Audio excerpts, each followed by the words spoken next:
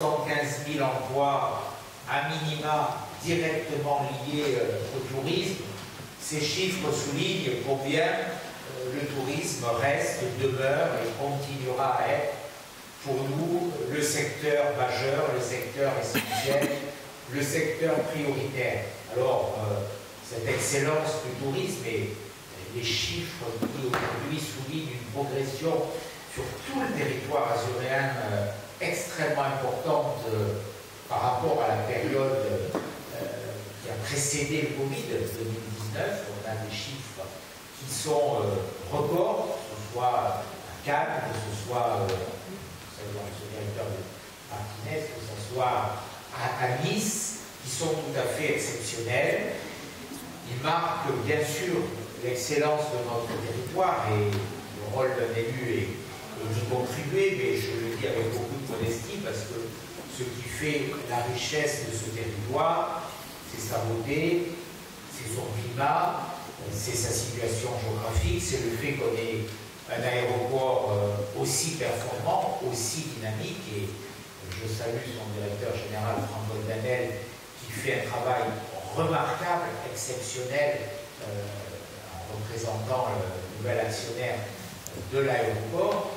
Mais nous le devons aussi et surtout à des professionnels extrêmement performants, dynamiques, qui ont su répondre aux nouvelles exigences de la demande internationale, qui ont su s'adapter, qui ont su faire évoluer un secteur, qui ont su se moderniser, qui ont su renouveler cette offre touristique que nous proposons à ceux qui nous font l'amitié, l'honneur et le privilège de venir en Côte d'Azur, à nos hôteliers qui ont fait des travaux de rénovation exceptionnels, à ceux qui ont choisi de s'installer sur notre territoire.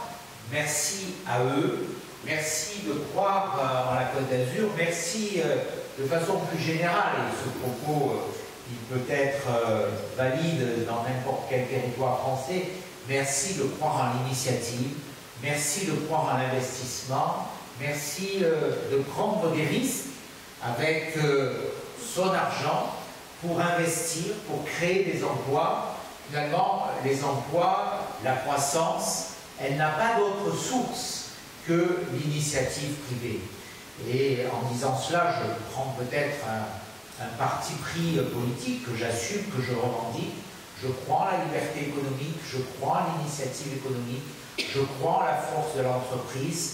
Je crois à la nécessité de donner plus de liberté à tous ceux qui ont envie d'investir, d'innover, d'entreprendre, de créer de l'initiative, de porter de la croissance et de créer des emplois. Eh bien, vous avez su fédérer quelques-uns de ces acteurs, vous avez su les valoriser.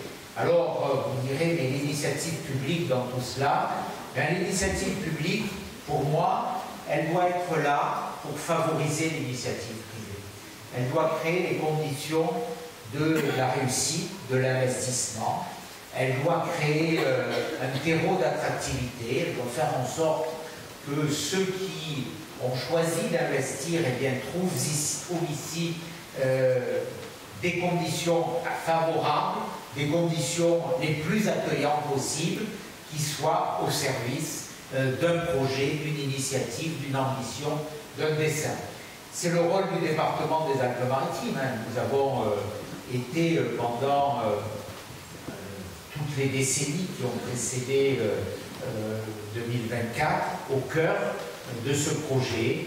Nous avons favorisé les grands investissements structurants, et puis nous avons voulu créer, je le dis aussi, cet environnement, notamment en matière fiscale, qui soit favorable à l'initiative. Le département, lorsqu'il disposait encore, je dis encore, c'est pas que je le regrette, mais de la taxe foncière, ce n'est plus le cas depuis 3 ans, puisque c'est un prélèvement qui a été donné à notre collectivité. Nous avons décidé avec le président Genesi de diminuer de 15% la taxe foncière.